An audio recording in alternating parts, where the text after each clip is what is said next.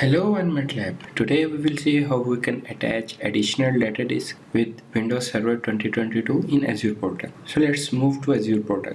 As you can see, we are in Azure portal. Here in Azure services, click on virtual machines. Here we have one server with the name of test server 2022. Click on it to attach any additional storage. In settings, click on disks. Now click on create and attach a new disk. In disk name, type any meaningful name. In storage type, you can choose different kind of storage types as per your requirement. For example, I am going with standard HDD because I am attaching this disk only for testing purpose. In size, we can specify the size of our disk. For example, I am choosing 50 GB. After providing size, click on save. As you can see, our disk is attached successfully.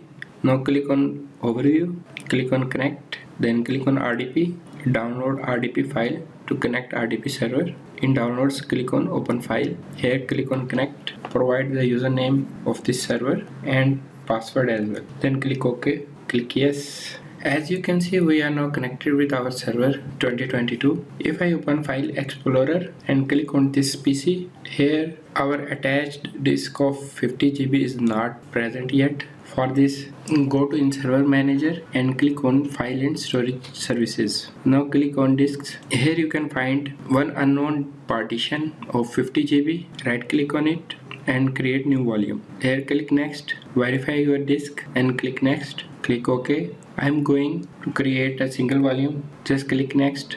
In drive letter, if you want to change the drive letter, you can click on drop down menu and choose any letter. For example, I am choosing Z.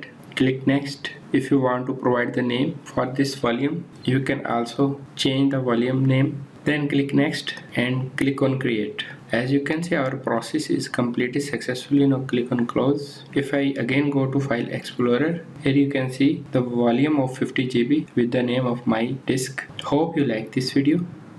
See you in next video.